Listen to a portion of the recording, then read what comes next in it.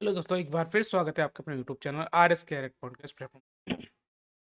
देखो, आज हम बात करने वाले हैं सेकंड ग्रेड एग्जाम जो 2026 में आने वाला है, उसमें जो जीके पेपर फर्स्ट काफ़ी महत्वपूर्ण है। क्योंकि हम क्या करते हैं कि सेकंड पेपर आपका कंप्लीट होता है, चाहे कोई भी हो। सेकंड पेपर आपका अच्छा सा हो जाता है, लेकिन उसके बाद आती है बात फर्स्ट पेपर। आपका फर्स्ट पेपर क्वालिफाई नहीं हो पाता। उसके रीज़न बहुत सारे हो सकते हैं। देखो, रीजन के बाद बात करें तो फर्स्ट पेपर क्वालिफाई नहीं हुआ, उसके बाद सेकंड पेपर आपका अच्छा सा गया, फिर भी सिलेक्शन नहीं हो पा रहा है। ऐसे में करना क्या है, फर्स्ट पेपर आपका क्वालिफाई होना जरूरी है। इसके लिए करना क्या है, देखो, आपको सबसे पहले तो ऐसे सिलेक्टेड टॉपिक्स, ऐसे सिलेक्टेड जो पार्ट्स हैं जीके के, उनको आपको क्या करना है, सिलेक्ट करना है। उन जीके के पार्ट्स को सिलेक्ट करने के बाद आपको केवल उन्हीं पार्ट्स की तैयारी करनी है।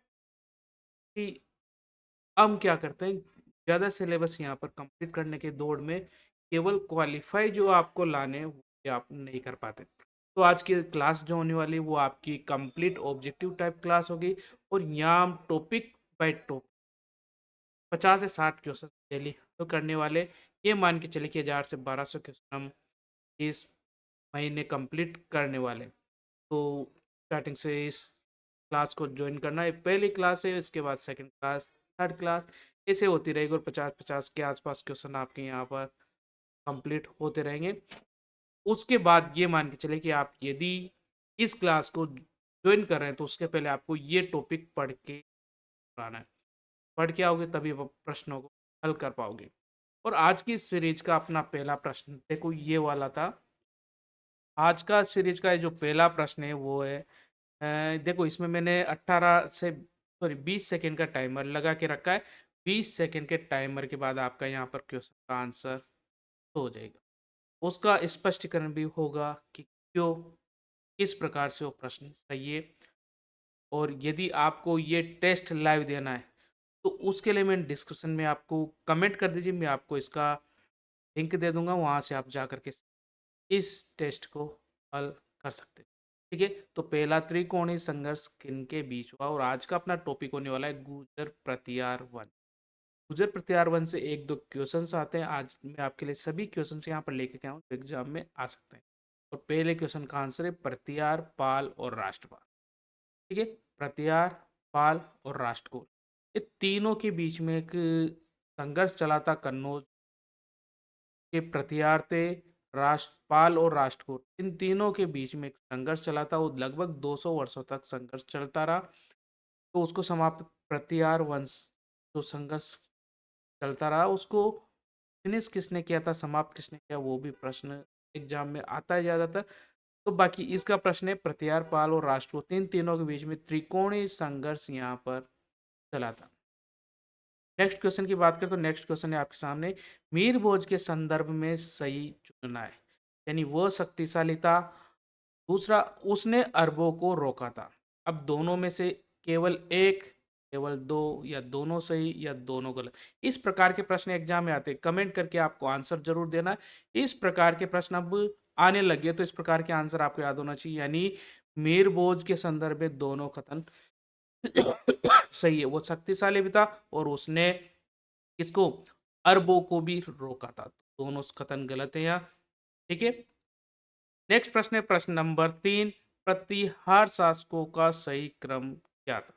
जो प्रतिहार शासक था उनका सही क्रम आपको बताना है। ऑप्शन आपके पास ए, बी, सी और डी।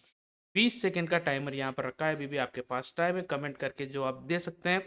ठीक है, और राइट आंसर आपका होने वाला है, राइट आंसर है आपका option A, Nagabhata first, Vatsaraja, Mirbhoj और महेंद्रपाल। राइट आंसर हो जाएगा आपका ऑप्शन नंबर 1। दूसरा प्रश्न, प्रतिहारों का प्रमुख धर्म क्या था। Option A Bauddh, option B Jain, option C Hindu, option D. यानी सही आंसर बताना है आपको, प्रतिहारों का प्रमुख जो धर्म था वो क्या था। ठीक है, प्रतिहारों का प्रमुख जो धर्म था वो क्या था, हिंदू धर्म था। नेक्स्ट क्वेश्चन की बात करें, नेक्स्ट क्वेश्चन है, गुर्जर प्रतिहारों को भारत का द्वारपाल कहा जाता है, इसका प्रमुख आधार क्या है? ऑप्शन ए समुद्री व्यापार, ऑप्शन बी उत्तर पश्चिमी सीमा की रक्षा, ऑप्शन सी कर व्यवस्था, ऑप्शन सांस्कृतिक प्रसार। और राइट आंसर है ऑप्शन नंबर बी, यानी उत्तर पश्चिमी सीमाओं के ये प्रहरी थे, इसलिए इन्हें भारत का द्वारपाल कहा जाता है। नेक्स्ट प्रश्न है, नागभट्ट की फर्स्ट की सफलता का मुख्य ऐतिहासिक महत्व क्या है? नागभट्ट फर्स्ट की सफलता का मुख्य ऐतिहासिक महत्व क्या है? ऑप्शन ए सामुद्रिक विस्तार, ऑप्शन बी इस्लामी प्रसार का अवरोध, ऑप्शन सी बौद्ध पुनरुत्थान और ऑप्शन ए व्यापारिक क्रांति। राइट आंसर क्या हो सकता है इसका? राइट आंसर है ऑप्शन नंबर बी, इस्लामिक प्रसार का अवरोध। इस्लामिक प्रसार का अवरोध। ठीक है, अभी तक आप चैनल पर नए तो चैनल को सब्सक्राइब नहीं किया तो फटाफट से सब्सक्राइब कर दीजिए, वीडियो को लाइक नहीं किया तो फटाफट से लाइक कर दीजिए, क्योंकि इस प्रकार के कंटेंट यहाँ पर आपको मिलते रहते हैं। तो नेक्स्ट प्रश्न की बात करें, नेक्स्ट प्रश्न है आपका, त्रिकोणीय संघर्ष का दीर्घकालीन प्रभाव क्या था? ऑप्शन ए उत्तर भारत का एकीकरण, ऑप्शन बी ए सामंतवाद की मजबूती, ऑप्शन सी समुद्री शक्ति का विकास, ऑप्शन डी प्रशासनिक केंद्रीकरण। ठीक है, राइट आंसर क्या होगा फटाफट कमेंट करना है, और राइट आंसर है सामंतवाद की मजबूती। ठीक है, त्रिकोणीय जो संघर्ष हुआ उसका दीर्घकालीन जो प्रभाव पड़ा वो था सामंतवाद की मजबूती।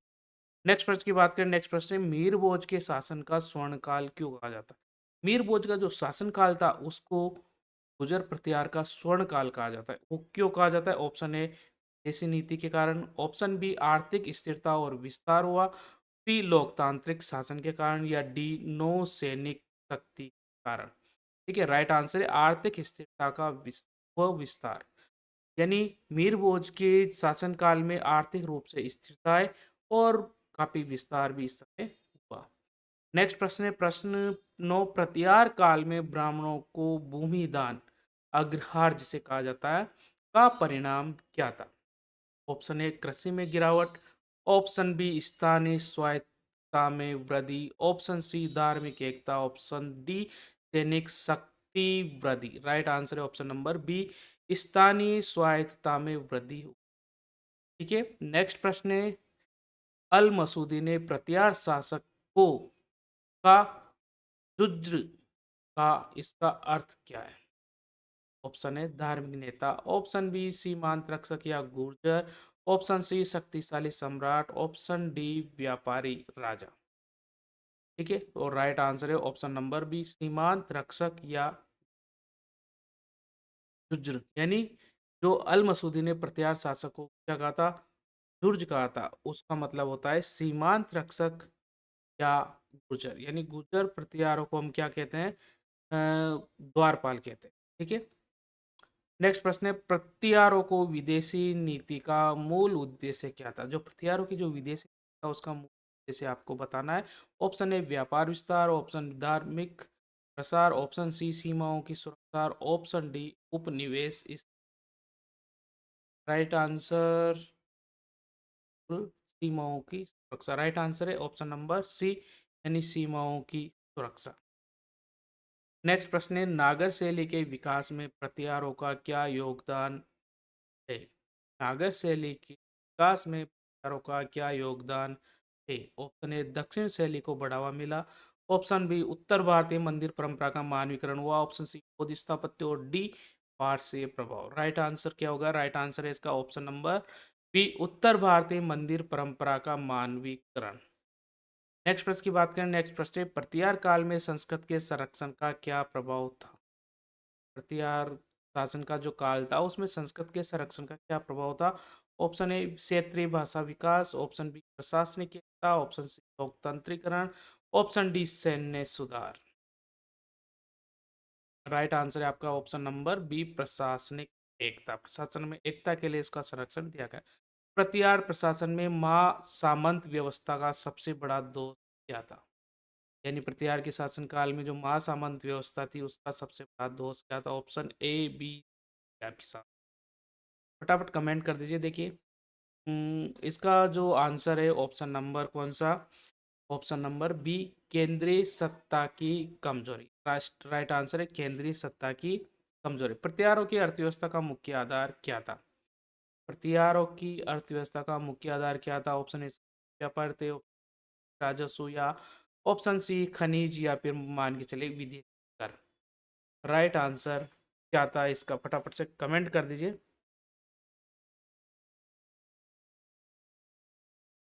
ठीक है, इसका राइट आंसर कृषि राजस्व। राइट आंसर इसका कृषि राजस्व।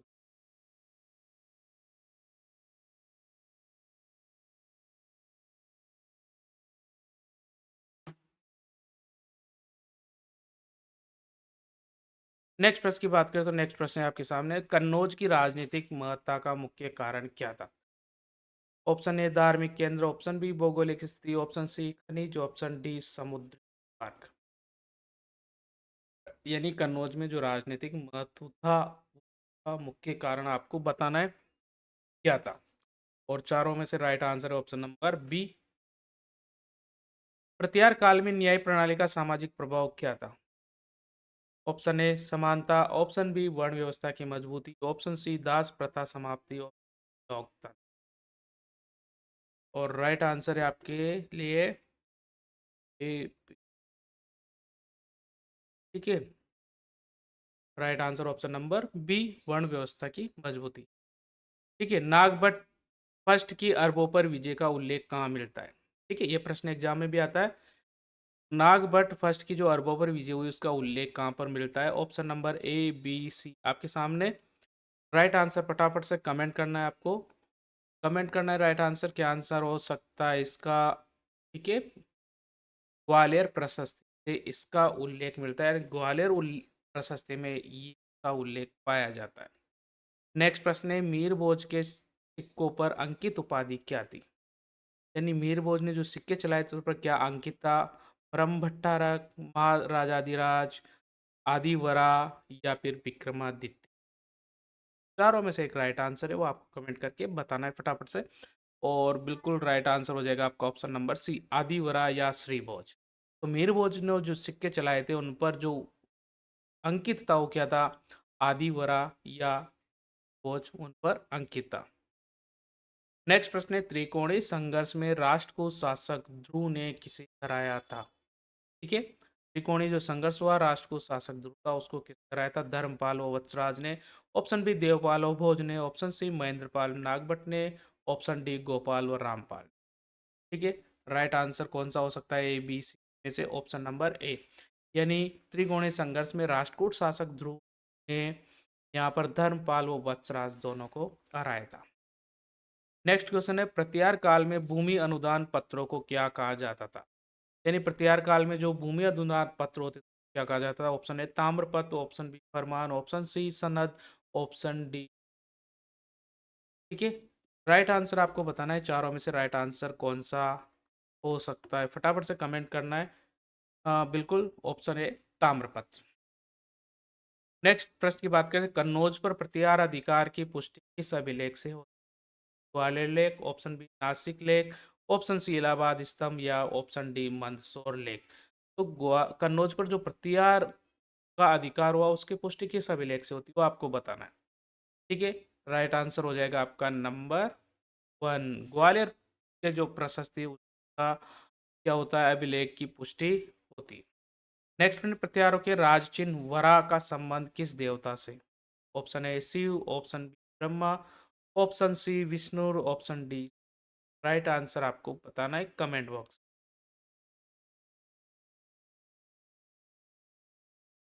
राइट आंसर कमेंट बॉक्स में बताना है फटाफट से। डी कि वरा का मतलब यहाँ पर किससे पुष्ट किस देवता से संबंधित है? विष्णु देवता से। ऑप्शन जो नागर शैली के मंदिरों की मुख्य विशेषता क्या है? नागर शैली के मंदिरों की मुख्य विशेषता क्या है ये आपको कमेंट बॉक्स में बताना है। Option A gopuram, option B vihar, option C ऊंचा शिखर होता है, और ऑप्शन डी आकार होते हैं। राइट आंसर क्या है? नागर शैली के मंदिरों की मुख्य जो विशेषता है वो क्या है? ठीक है, तो राइट आंसर है आपका ऊंचा शिखर होता है, इनका ऊंचा शिखर होता है। नेक्स्ट प्रश्न है, किस प्रत्यार शासक के समय साम्राज्य विस्तार असम तक माना जाता है? किस प्रत्यार शासक के समय साम्राज्य का जो विस्तार हुआ असम तक माना जाता है? Nagabhata second, option B Mir Bhoj, option Vatsaraja, option D Mahipal. Right answer फटाफट से कमेंट करना है। ठीक है, option number B right answer है, मीर भोज के समय। प्रश्न नंबर 26, अल मसूदी ने प्रत्यार शासक को किस नाम से उल्लेखित किया है?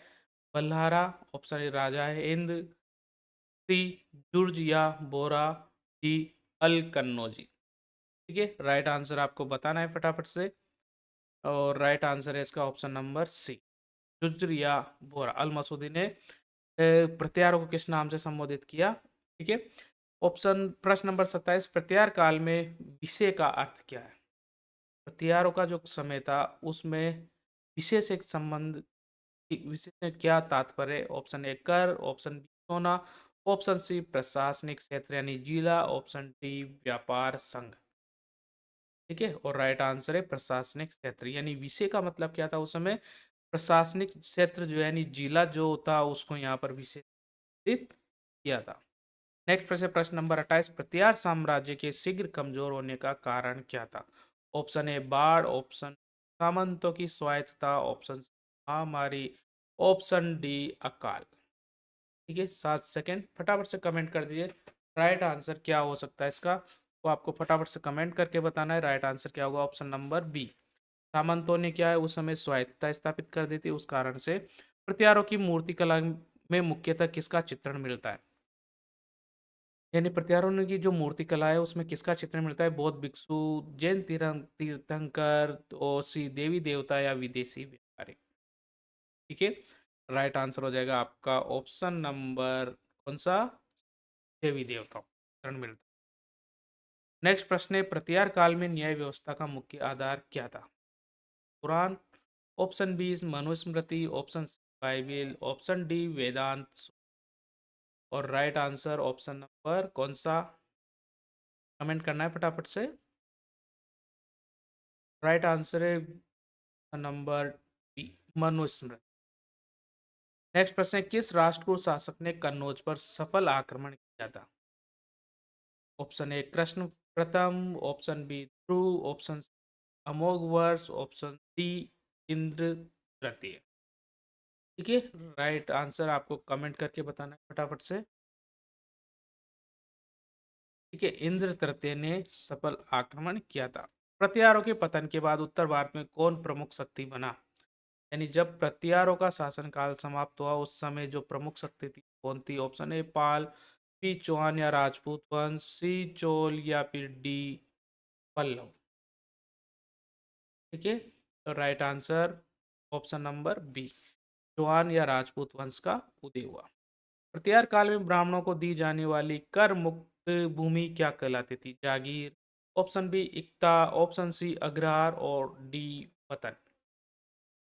ठीक है, तो राइट आंसर क्या हो जाएगा इसका फटाफट से बताना है आपको कमेंट बॉक्स में। इसका राइट आंसर आपको, ठीक है, अग्रहर कहा जाता है उसको। नेक्स्ट प्रश्न है, मीर भोज के समय व्यापार का सबसे बड़ा केंद्र कौन सा? मीर भोज के समय व्यापार का सबसे बड़ा केंद्र कौन सा था? कश्मीर, कन्नौज, मगध या काठियावाड़। ठीक है, कमेंट कर दो फटाफट से। मीर भोज के समय का व्यापार का सबसे बड़ा केंद्र था वो था कन्नौज। नेक्स्ट प्रश्न है प्रश्न नंबर 35, प्रत्यार प्रशासन में महासामंत, ऑप्शन ए व्यापारी, ऑप्शन सेनापति, शक्तिशाली अधीनस्थ शासक, या ऑप्शन नंबर। राइट आंसर क्या है इसका? राइट आंसर फटाफट से कमेंट करके आपको बता देना है। राइट आंसर जो महासामंत था वो था शक्तिशाली, जो अधीनस्थ शासक हुआ करता था वो महासामंत कहलाता था। प्रश्न नंबर 36 की बात करें, प्रत्यारों के शासन में किस लिपि का प्रयोग अधिक हुआ? ब्राह्मी लिपि, खरोष्ठी लिपि, नागरी लिपि या शारदा लिपि। ठीक है, प्रत्यारों के शासनकाल में किस लिपि का प्रयोग अधिक देखने को मिलता है, वो कौन सी थी? नागरी लिपि का प्रयोग हुआ था। नेक्स्ट प्रश्न है प्रश्न नंबर 37, प्रत्यारों की आर्थिक कमजोरी का मुख्य कारण क्या था? युद्ध खर्च, कम कृषि, व्यापार समाप्ति, या फिर कमी। हथियारों की आर्थिक कमजोरी का जो मुख्य कारण था वो आपको कमेंट करके बताना है फटाफट से, यानी युद्ध में अत्यधिक खर्च होने के कारण। कि गुर्जर प्रतिहार वंश की स्थापना किसने? Option A Mir Bhoj, option B Nagabhata प्रथम, option C Vatsaraja, option D Mahendrapal. Gurjara Pratihara वंश की जो स्थापना की थी, फटाफट कमेंट करके बता देना है आपको। नंबर बी नागभट्ट प्रथम ने। नेक्स्ट प्रश्न है 39, गुर्जर प्रतिहारों की मुख्य राजधानी क्या थी? कन्नौज, उज्जैन, दिल्ली या अजमेर? गुर्जर प्रतिहारों की जो मुख्य राजधानी थी वो क्या थी? कन्नौज, उज्जैन, दिल्ली या फिर अजमेर? ये राइट आंसर है कन्नौज। नेक्स्ट प्रश्न है, अरब आक्रमणकारियों को रोकने वाला पहला महान भारतीय शासक कौन? Option A Mir Bhoj, option B Nagabhata first, option C Vatsaraja, option D Dhruva. तो अरब जो आक्रमणकारी थी उनको रोकने वाला पहला जो महान भारतीय शासक था वो आपको कमेंट करके बताना है। Option A B C B. Nagabhata first ने उनको रोका था। ये था आज का आपका क्विज में हमने 40 क्वेश्चन यहाँ पर गुर्जर प्रतिहार से रिलेटेड हल किए। कल की जो क्लास होने वाली वो होने वाली अपनी अजमेर के गोहन। तो जब हम क्लास शुरू करें उससे पहले सेम टाइम पे यानी 9 बजकर एक क्लास स्टार्ट होगी। उससे पहले आप इस टॉपिक को अच्छी तरह से पढ़ कर के आए और हर क्वेश्चन का आंसर दिए। आपको अंदाज़ा लग जाएगा कि आपकी तैयारी किस स्तर की है। अभी तक चैनल को सब्सक्राइब नहीं किया तो फटाफट से पहले सब्सक्राइब कर ले। बेल नोटिफिकेशन को यानी बेल आइकन को आप फुल प्रेस कर ले, से जो भी क्लास होती है वो आपको पेपर नोटिफिकेशन आप उसको। और क्लास अच्छी लगे तो कमेंट ज़रूर करें। और किस प्रकार के प्रश्न यहाँ पर एग्जाम में पूछे जाते हैं वो आपको नीचे कमेंट करके यदि आपको